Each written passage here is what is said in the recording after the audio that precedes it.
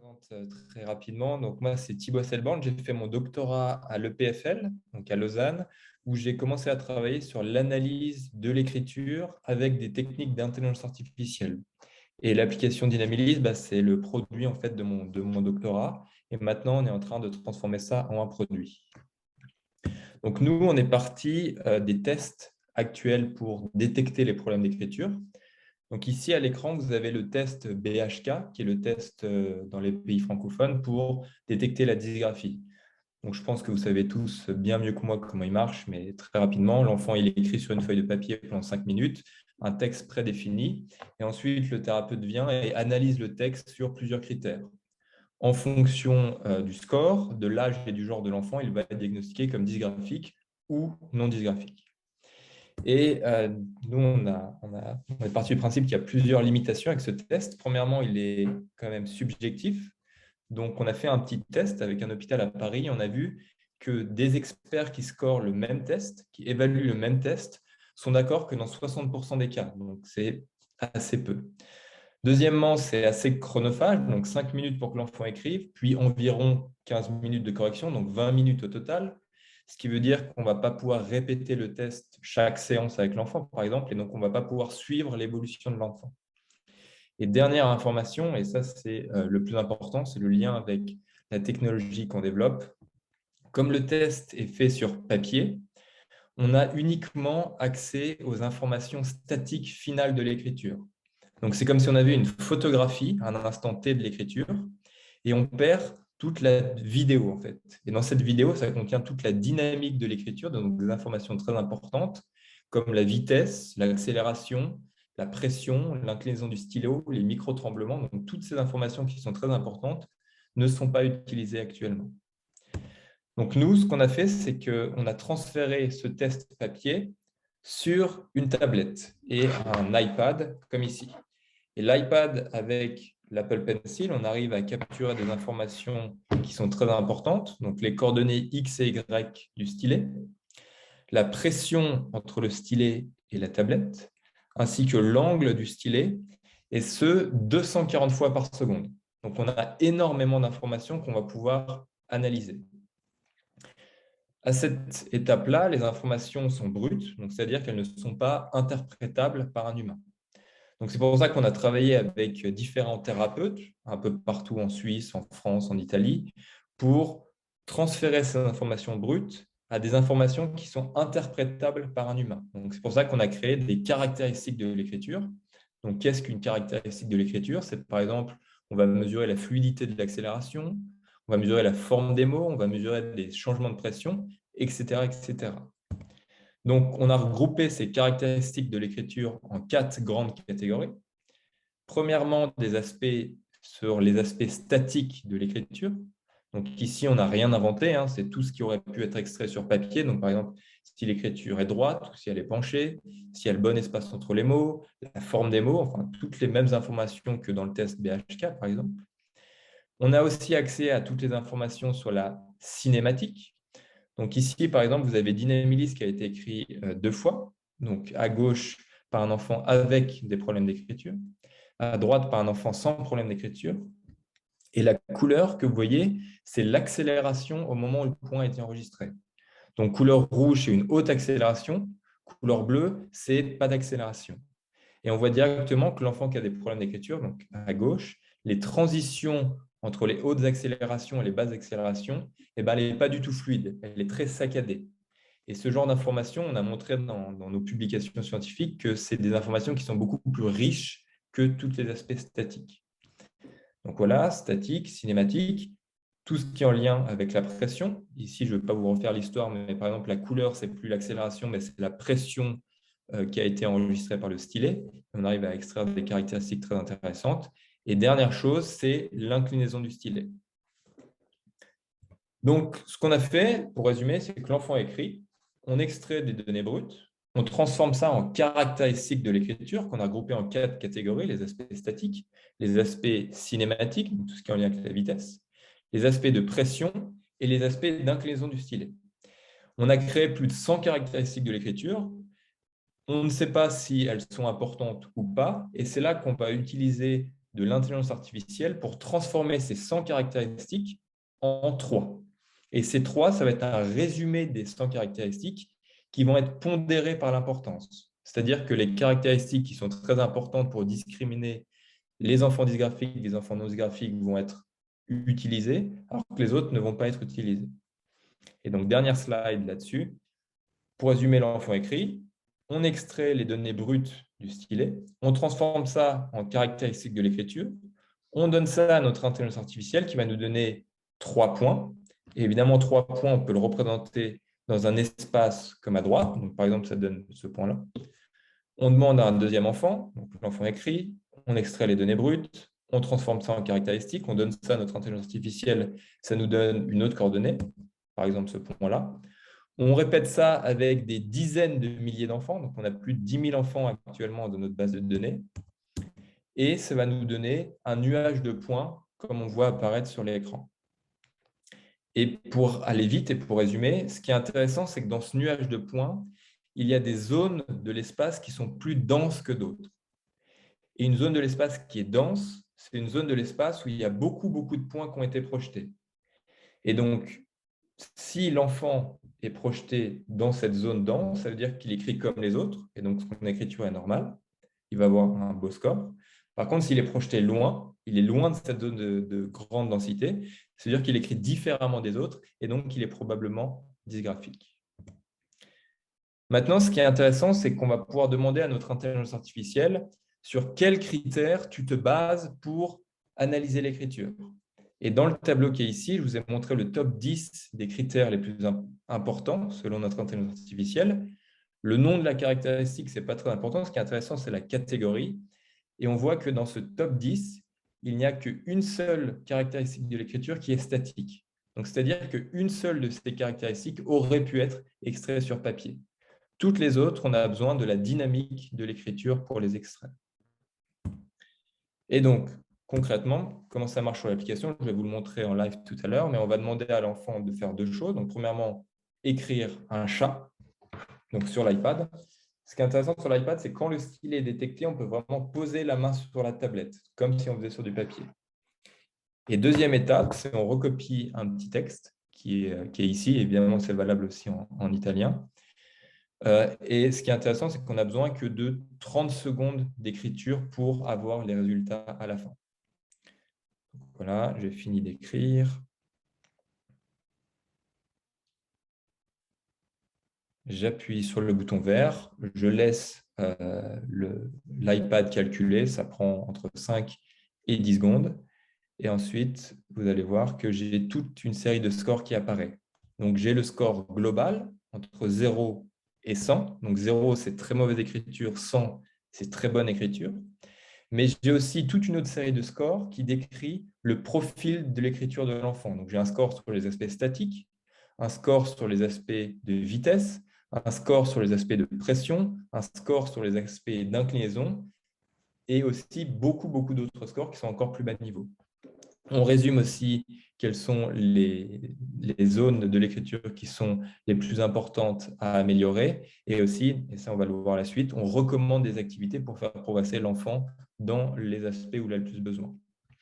Donc, ce qui est bien avec ce test, c'est qu'on a les résultats en 30 secondes au lieu de 20 minutes. Donc, c'est-à-dire qu'on va pouvoir répéter le test fréquemment et donc suivre l'évolution de l'enfant. On va pouvoir mesurer objectivement des éléments qui ne sont pas possibles à mesurer sur papier, tels que par exemple la pression ou l'inclinaison du stylet. Et on va pouvoir avoir une compréhension un peu plus globale de l'enfant.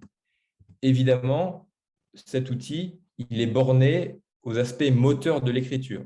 Donc, tous les aspects psychologiques de l'enfant, par exemple, s'il a bien dormi la nuit, sa relation avec les parents, ça on ne le mesure pas. Donc, nous, on offre un outil au thérapeute uniquement pour mesurer les aspects moteurs de l'écriture. Voilà.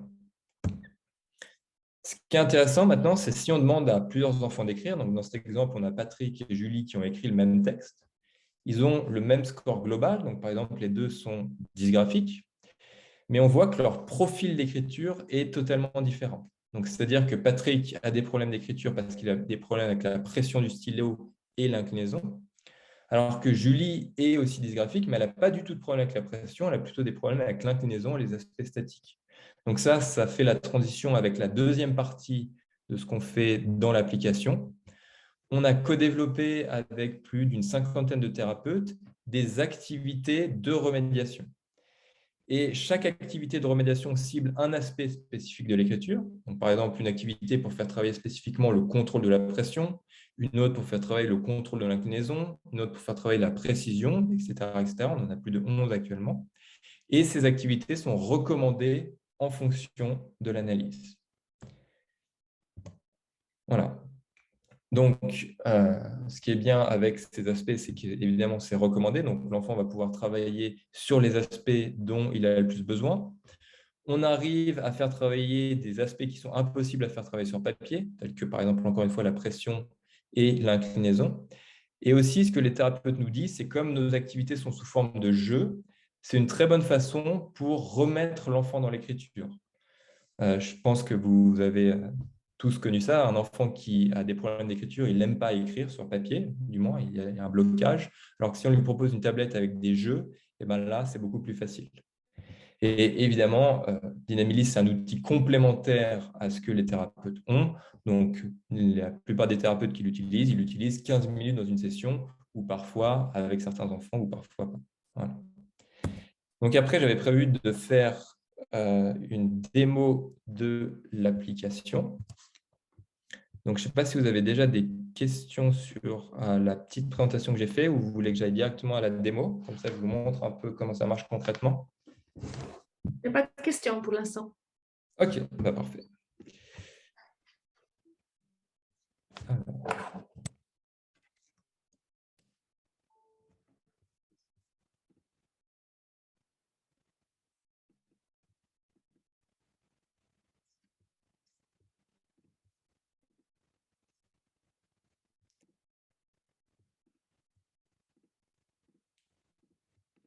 Attendez.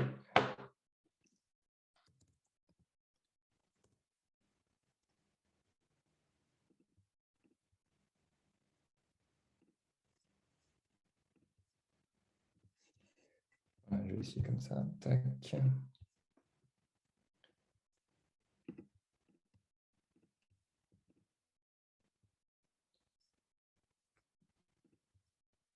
J'ai juste un petit problème, j'arrive pas à partager une partie de mon écran.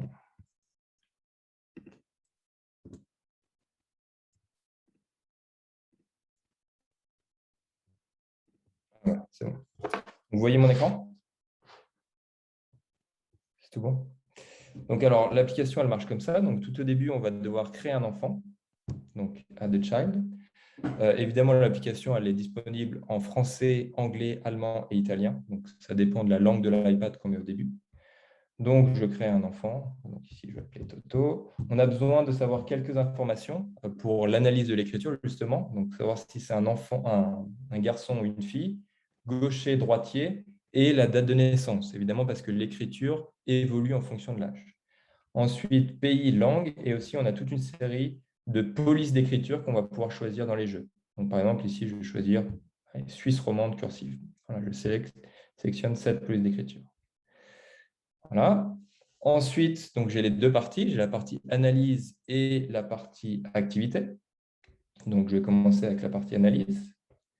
Donc là, je vais dessiner le petit chat. Je vais le montrer. Paf, paf.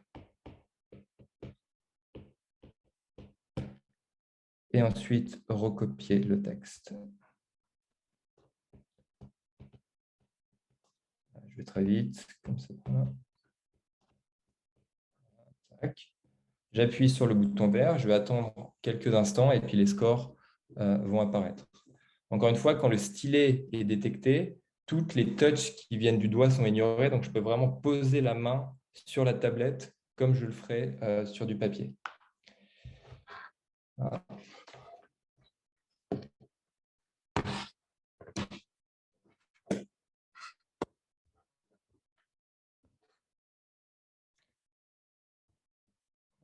Je ne sais pas si j'ai Internet, du coup, je vais vous montrer un autre exemple. Donc, comment ça marche après, on a ici le texte qui a été écrit, le score global, les aspects statiques, donc le profil d'écriture. Si j'appuie par exemple sur vitesse, j'ai encore toute une autre série de scores qui me décrivent mon écriture. Donc, par exemple, ici, je vois ce que je vous montrais tout à l'heure, Dynamilis qui a été écrit 2 fois. À droite, les transitions entre les hautes accélérations et les basses accélérations, avec chaque fois un bon exemple, un mauvais exemple, une description. Comme ça, le thérapeute il peut avoir une vision un peu plus globale de l'écriture. On a les points les plus importants à améliorer et les activités qui sont recommandées pour cet enfant. Voilà. Et donc, dans la deuxième partie, je clique là-dessus. J'ai toute une série d'activités. Donc, on a les 11 activités qui sont là actuellement. Donc, si j'en prends quelques-unes au hasard, donc, par exemple, la première, dans chaque activité, j'ai le point d'interrogation qui me dit qu'est-ce que l'activité fait travailler. Voilà, comment on l'a créée. On les a toutes créées avec des thérapeutes. Donc, par exemple, dans celle-là, je clique sur un niveau, par exemple le niveau 8. Voilà, j'attends que ça se lance. Et ici, on va contrôler une montgolfière avec mon stylet. Donc, je pose le stylet sur la tablette, je contrôle la montgolfière. Et là, plus j'ai de points, enfin, plus je suis proche du chemin bleu, plus je vais avoir de points. Voilà. Si je sors du tracé, je perds des ballons, je perds des points. Donc ça entraîne l'enfant à être le plus précis possible. Et plus il est précis, plus il va avoir de points. Voilà. Et à chaque fois que j'ai au moins une étoile à un niveau, ça débloque le niveau d'après qui est de plus en plus difficile. Et ici, on a plus d'une cinquantaine de niveaux et c'est toute une série de chemins prescripturaux qui vont être utilisés dans l'écriture. Voilà, un autre exemple, par exemple ici, ça c'est pour faire travailler les levées de stylo dans l'écriture. Donc ici, j'ai un robot qui écrit. Donc ça, c'est la police d'écriture française, je crois, qui est utilisée. Mais on peut évidemment la changer et utiliser celle qui est utilisée en Italie ou dans le Tessin, par exemple. Il n'y a aucun problème là-dessus. Ici, à chaque fois, il y a un robot qui écrit. Et à chaque fois qu'il y a un lever de stylo, la couleur de l'encre va changer. Et moi, mon but, c'est d'écrire le même mot en dessous et d'avoir les mêmes couleurs aux mêmes endroits. Donc, par exemple, ici, je lève mon stylo, la couleur de l'encre change automatiquement. Je lève mon stylo, ça change de nouveau. Voilà. Et si j'ai les mêmes couleurs aux mêmes endroits que le robot qui a écrit au-dessus, je vais avoir un maximum de points. Et on a tout lié ça avec une série de potions pour rendre l'aspect beaucoup plus ludique. Voilà. Ensuite, par exemple, un autre jeu. Donc ça, c'est un jeu qui fait travailler le contrôle de la pression. Donc, je prends par exemple le niveau 4 ici. Et là, l'idée, c'est qu'il y a un objet qui est caché dans l'application. Donc, on voit que c'est une petite noisette. C'est marqué en haut une fois la noisette. Et là, l'enfant va devoir utiliser le stylet comme une brosse d'archéologue pour essayer de trouver l'objet.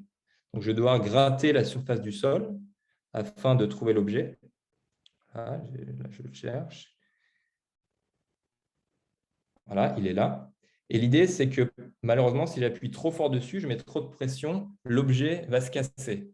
Donc ça entraîne l'enfant à maintenir sa pression, donc appuyer suffisamment fort pour trouver l'objet, mais pas trop fort, sinon il va le casser. Et évidemment, le range de pression qui est entre je casse l'objet et je trouve l'objet, c'est la pression qui est utile dans l'écriture. Et évidemment, les objets deviennent de plus en plus fragiles au fur et à mesure des niveaux. Voilà, une autre activité qu'on vient de créer. Donc, on a une psychomotricienne qui vient de commencer dans l'équipe et c'est elle qui nous donne les idées des jeux, typiquement. Ici, l'idée, c'est le jeu s'appelle Pizzaiolo et le but, ça va être de livrer des pizzas. Donc, ici, on voit qu'il y a un scooter tout en bas à gauche. Je contrôle ce scooter avec mon stylet. Je dois prendre une pizza et aller la livrer à un endroit qui est indiqué là-bas. L'idée, c'est que si je sors de la route, je vais perdre cette pizza. On voit qu'elle est là. Donc, ça entraîne la précision parce que l'enfant doit rester sur la route. Il doit aussi éviter les voitures. Si on rentre en contact avec une voiture, on va perdre des points. Et ça entraîne aussi la rapidité parce qu'il y a un chronomètre qui est à côté de la maison. Et je vais rentrer dans une voiture là. Si je ne livre pas la pizza à temps, le client ne va pas être content et on va perdre des points. Donc, voilà, c'est un aspect ludique pour faire travailler la précision, mais aussi la vitesse dans l'écriture. Donc, je vais vous montrer pour réussir. Je vais éviter la voiture. Tac. Et je livre la pizza et ça me fait des points. Et ça fait aussi travailler la planification parce que dans les niveaux plus élevés, l'enfant va devoir essayer de trouver la route la plus efficace pour aller délivrer la pizza. Voilà, ensuite, on a d'autres jeux. Par exemple, Alphabet, ça c'est un jeu qui fait travailler l'écriture des lettres. Donc, je prends par exemple la lettre B ici. Encore une fois, c'est la police d'écriture française, mais je peux changer et prendre la police d'écriture italienne. Ici, on a le point rouge qui montre la dynamique de la lettre. Et moi, l'idée, c'est que je vais devoir écrire la lettre. Si je suis précis, la couleur de l'encre est verte. Si je suis imprécis, elle devient rouge. Et si j'écris dans le mauvais sens, elle est jaune. Donc ça fait travailler l'enfant pour qu'il écrive la lettre précisément, mais aussi dans le bon sens. Donc voilà, c'est une autre activité. Ensuite, on a sous-marin. Donc ça, c'est une autre activité qui fait travailler le contrôle de la pression, qui est un aspect très important dans l'écriture.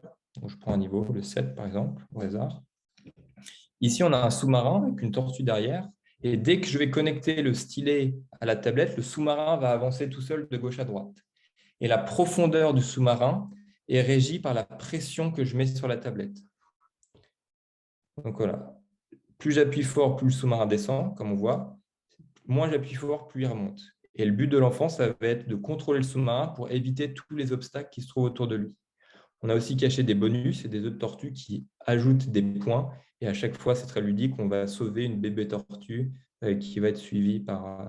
voilà. Et encore une fois, les niveaux deviennent de plus en plus difficiles au fur et à mesure du temps. Ensuite, pour aller vite, Juice, ça c'est un jeu qui est sans stylet et qui fait travailler la dextérité digitale. Donc là, le but, c'est que je dois aider un robot à créer un jus de fruits. Et donc pour ça, on a plusieurs tâches à faire. Donc, c'est un peu comme un twister pour les doigts. Donc, je vais devoir premièrement poser mes 2 doigts sur les 2 fruits. Donc, poser les 2 doigts en même temps. Le robot va prendre les fruits.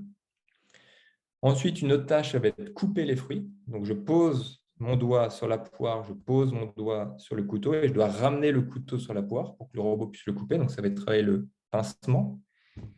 Et enfin, dernier geste qu'on fait travailler, c'est je prends les 3 fruits et je les ramène au centre. Donc, ça fait travailler vraiment la pince qui est la pince qu'on utilise dans l'écriture. Et vous vous demandez peut-être à quoi sert le bouton électricité. Ça va forcer l'enfant à n'utiliser qu'une main. Parce que sans ça, l'enfant allait utiliser les 2 mains pour toucher les objets. Donc, c'est un système un peu anti-triche. Évidemment, dans les niveaux les plus durs, il va y avoir beaucoup de fruits. Donc là, par exemple, je dois poser mes doigts sur le citron, la fraise et le kiwi en même temps. Donc, ça devient de plus en plus difficile. Voilà. Pour finir, ensuite, Hélicoptère, c'est un jeu qui fait travailler l'inclinaison du stylet. Donc, dans ce jeu-là, on va contrôler un hélicoptère avec le stylet qui est ici. Donc, je pose mon stylet. Si j'incline mon stylet vers le haut, l'hélicoptère monte. En bas, il descend. Gauche-droite. Donc, voilà, on a les contrôles. Et au bout de l'hélicoptère, il y a une corde qu'on va devoir attacher à la boîte et déposer la boîte sur une plateforme qui est marquée ici.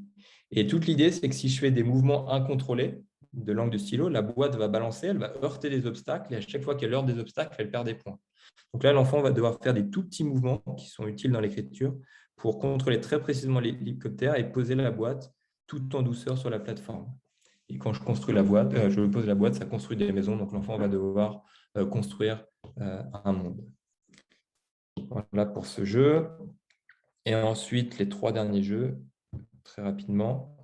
Donc ici, on a tous les drapeaux du monde qui sont triés par ordre de population.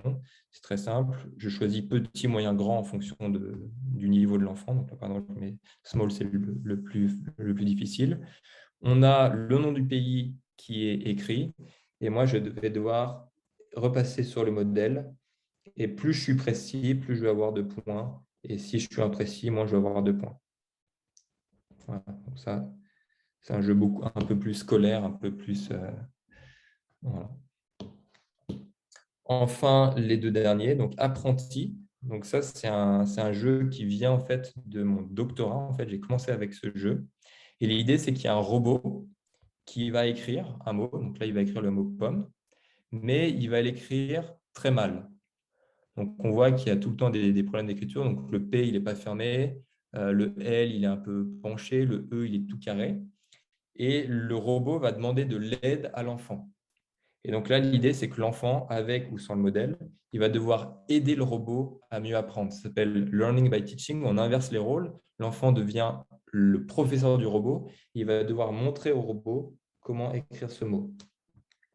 Et toute l'idée, c'est que le robot va copier le style d'écriture de l'enfant. Par exemple, si l'enfant commence à écrire voilà, avec des tremblements comme ça, je fais exprès d'écrire des tremblements, le robot va apprendre de l'enfant et les lettres où j'ai du tremblement, on va le voir, voilà, elles commencent à être tremblées. Et donc, toute l'idée, c'est que l'enfant, en corrigeant le robot, il va devoir corriger ses propres erreurs qui sont mises en miroir par le robot. Enfin, le dernier jeu, donc ça, c'est un jeu plus typique de coloriage. L'enfant va devoir choisir la couleur pour colorier le hérisson. Et il y a juste une petite subtilité, c'est la pression. Donc, si j'appuie peu, le trait est très fin, alors que si j'appuie beaucoup, le trait est épais. Donc, ça apprend aussi l'enfant à gérer la pression dans l'écriture. Donc, voilà ce qui est de l'application. Donc, ce qui est important, c'est qu'il y a l'analyse et la remédiation qui sont très liées. Donc, par exemple, ici, vous voyez qu'il y a une étoile, activité recommandée pour Anthony, et ces activités sont recommandées en fonction de l'analyse qui a été effectuée avant. Donc, pour 2 enfants, les activités recommandées seront différentes, parce que c'est les activités qui, selon nous, font le plus progresser l'enfant dans ses besoins. Et dernière chose, c'est qu'on essaye d'avoir une nouvelle version de l'application chaque mois. Et dans cette version de l'application, on améliore les jeux, on ajoute des nouveaux jeux, on améliore l'application globalement, et notamment grâce au feedback de tous les thérapeutes qui nous ont aidés à construire l'application. Donc voilà, c'est tout pour moi. J'espère que je n'ai pas été trop vite. Et si vous avez des questions, n'hésitez surtout pas. Il y a Francisca qui a une question qui demande si on peut avoir une analyse seulement du dessin pour les enfants qui ne peuvent pas, qui ne savent pas écrire encore. Alors oui, donc ça, je ne l'ai pas dit, mais en fait, ce qui est bien avec notre test, donc si, par exemple, je reprends ma présentation et que je reprends, par exemple, là où on voit Dynamilis qui a été écrit à gauche et à droite par un enfant sans problème avec des problèmes, nous, on va se baser sur des aspects de l'écriture qui sont très bas niveau, en fait. Donc, par exemple, les micro-tremblements qu'on trouve dans l'écriture. Donc, c'est-à-dire que si l'enfant écrit un texte, ou par exemple écrit son prénom, ou alors dessine un chat, on va retrouver les mêmes micro-tremblements dans l'écriture. Donc, ce que l'enfant écrit, ça n'importe peu. S'il écrit son prénom ou s'il dessine juste le chat, on va avoir les résultats de la même manière. Merci. Forse traduco in italiano per chi era interessato alla risposta alla domanda Francisca. Quindi quello che dice è che si basano per l'analisi su dei criteri che non sono legati alla scrittura ma che sono universali. Per esempio, se c'è un tremore nella scrittura, nel tracciato si vede sia nel gatto che nella scrittura. Quindi analizzano tutte le cose cinematiche che si presentano nelle due situazioni, disegno e scrittura. Quindi in questo è più oggettivo rispetto a un test anche, un test tradizionale. D'autres questions? Altre domande? C'était très clair, Thibaut. Merci. Merci. Je crois qu'il y a une question de Michela, mais c'est en italien. Donc...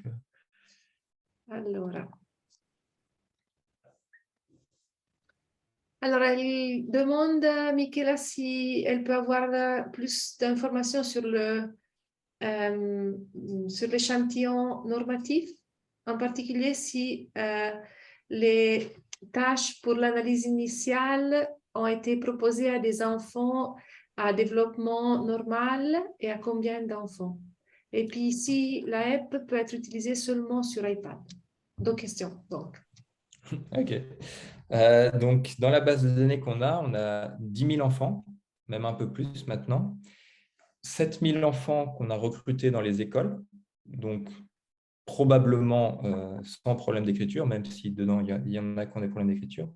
Et 3 000 enfants qui viennent des cabinets de thérapie et qui ont été diagnostiqués comme dysgraphiques. Donc, on a vraiment les deux pendant. Donc, les enfants avec des problèmes et les enfants sans problème. Et je ne sais pas si vous utilisez le test BHK, vous, dans le Tessin. Ok, bah, très bien. Bah, on a une... Est-ce que tu peux arrêter un petit moment, comme ça je fais la traduction, parce que je ne sais pas si Michela comprend. Ah, pardon, ouais. Michela dice che hanno fatto le analisi su 100 bambini, di cui 7.000 nelle scuole, quindi senza disturbi diagnosticati, mentre invece 3.000 erano presi da centri di terapia, quindi con una diagnosi di disgrafia o forti disturbi grafomotori in ogni caso. Voilà. Très bien. Et deuxième partie. Le Ah oui. BHK, oui. Ouais, donc on a On une utilise le corrélation. BHK. Ouais, donc on a une corrélation de plus de 95% avec le test BHK. Mais nous, l'avantage, c'est qu'on voit des choses que le test BHK ne voit pas. Donc, c'est un peu un test BHK amélioré. Quindi c'è una correlazione di più del 95% con il BHK e vedono delle cose che col BHK non si vedono, quindi tutto quello che è pressione, accelerazione, quelle cose lì. Voilà. Et puis sur les iPads, donc pour l'instant, malheureusement, c'est que sur les iPads. Pourquoi? Parce que le stylet Apple, donc celui que j'ai dans la main, c'est le seul qui mesure la pression et l'inclinaison du stylet 240 fois par seconde. Donc c'est le plus précis du marché. Quindi per ora funziona solo su iPad, perché? Perché lo stilet che va insieme all'iPad è l'unico che misura la pressione e l'inclinazione 280 volte al secondo. 280, cioè di? 240 240 fois par secondes. Ouais. secondo, 240 volte al secondo. E quindi è per quello che per ora esiste solo su iPad. Voilà. Et puis, si jamais, nous, on a un partenariat avec Apple, donc s'il y a des thérapeutes qui sont intéressés pour acheter l'iPad et l'Apple Pencil, on a des petites réductions qu'on peut faire partager. Loro hanno sviluppato un partenariato con la Apple, quindi se avete l'intenzione di comprare degli stilet, per esempio, potete avere un piccolo sconto passando da loro. Dopo lasceremo tutte le coordinate. On a vos coordonnées, je crois. Ouais, exactement. Ouais. Et puis, je voulais juste montrer un truc parce que donc je n'avais pas montré, mais là, j'ai mis l'enfant, donc Anthony, je l'ai mis la langue italienne et j'ai mis la police d'écriture de l'Italie qu'on a co-développé ensemble, l'IETA. Donc, si je regarde, je vais dans le profil de l'enfant, il y a tout qui est en italien et la police d'écriture qui est utilisée, c'est la police italienne et non plus la française comme on avait au début. C'est juste qu'il faut rentrer ça dans les paramètres de l'enfant, mais c'est totalement possible. Voilà. Il pizzaiolo, il oncle pizzaiolo. Donc, le pizzaiolo, il arrive dans la prochaine version, la semaine prochaine. Voilà. Merci. Ci sono altre domande? Est-ce qu'il y a d'autres questions? Voilà. On compte jusqu'à 5 encore, on vous donne encore quelques petits moments. Ah, sì, una domanda. Funziona con un iPad normale? Sì. Morena demande si ça fonctionne avec un iPad normal. Oui. Oui, ça fonctionne avec tous les iPads qui sont plus récents que 2016. Ogni iPad che è più recente del 2016 con una penna come vi ha mostrato Thibaut. Et puis, dernière chose, c'est que nous, on essaye de développer l'application avec les thérapeutes, donc en collaboration avec les thérapeutes. Et donc, on est très intéressé à avoir le feedback des thérapeutes pour améliorer l'application. Et pour ça, nous, on peut proposer des codes de réduction aux thérapeutes sans problème. Quindi quello che dice è che la app è stata sviluppata in collaborazione dei terapisti e viene migliorata sulla base dei feedback che ogni terapista può dare. E se voi date dei feedback avrete anche uno sconto sull'acquisto della app. D'ailleurs, Morena pose la question de combien ça coûte. Alors, ça dépend du nombre d'enfants qu'on a dans l'application, mais ça commence à 10 francs par mois. Et donc, avec les codes de réduction, ça serait 5 francs par mois. Quindi si parte da 10 franchi al mese con i codici di riduzione che appunto dovuti al feedback dei terapisti si può partire da 5 franchi al mese, poi dipende dal numero di bambini che ogni terapista ha da inserire nella app. Quindi il numero in fondo sono come delle mini licenze. Il y a une licence puis des enfants, au nombre d'enfants, c'est ça. Voilà, c'est ça. Donc, en gros, avec la réduction qu'on propose, c'est 1 franc par enfant par mois. Quindi un bambino, un franco per bambino per ogni mese con il codice di riduzione, quindi con la collaborazione di terapisti per sviluppare la app, quindi per migliorarla.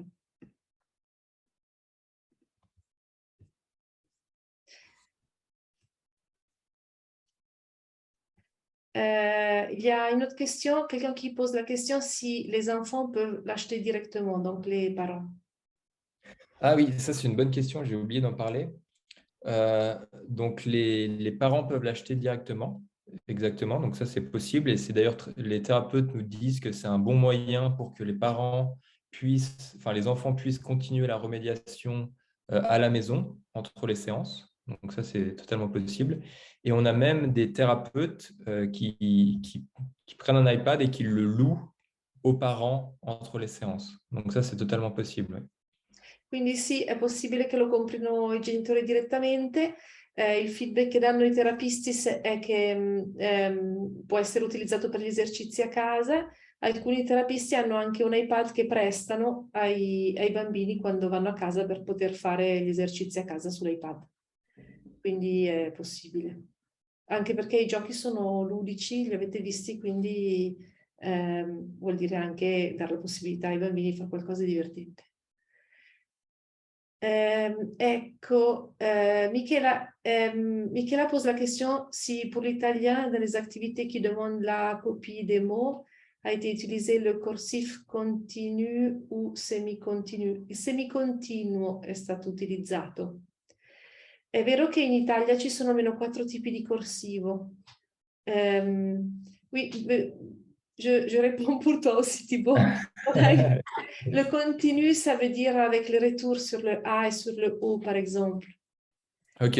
Ce que je disais, c'est qu'en fait, on a utilisé la cursive du canton du Tessin, parce qu'en Italie, il y en a moins 4 formes de cursif différents. Ok. Mais Sono si je almeno peux... 4 forme di corsivo diverso. Noi ci siamo basati su quella del Canton Ticino, in realtà, perché l'abbiamo tradotto perché avevamo bisogno per lavorare con i nostri bambini del Canton Ticino. Ok, très bien. Je pense que c'est bien répondu. Et je peux juste montrer, c'est qu'on a le choix de choisir plusieurs polices d'écriture, donc au début pour chaque enfant. Donc on en a 16 actuellement, dont la police d'écriture Italia Corsivo, donc c'est celle qu'on a développée ensemble, Lieta. Ah. Voilà. Mais il y en a plusieurs pour certains pays, donc j'imagine que vous êtes ouvert aussi à faire, parce que maintenant il y a une autre forme toute nouvelle en Italie qui ressemble à la Basisschrift, l'italico. Et Ok. il y a des régions d'Italie qui utilisent cette police-là, mais j'imagine que vous êtes ouvert aussi à faire une adaptation éventuellement. Alors oui, pour nous, c'est très facile de rajouter une police d'écriture. Donc si on a des demandes là-dessus, on la rajoute sans problème en quelques jours. Allora, Michela, quello che dice è che per loro è relativamente facile creare delle nuove forme di corsivo, quindi se tu hai l'esigenza perché questo corsivo che c'è del Canton Ticino non va bene per la tua regione, puoi benissimo prendere contatto con loro, lavorare un attimo con loro e in qualche giorno hai il tuo font. Pensavo per esempio all'italico, che adesso in alcune regioni viene utilizzato e quindi puoi gestire tu, in fondo, creare tu il font che va bene per la tua zona linguistica. Noi l'abbiamo fatto così, in realtà.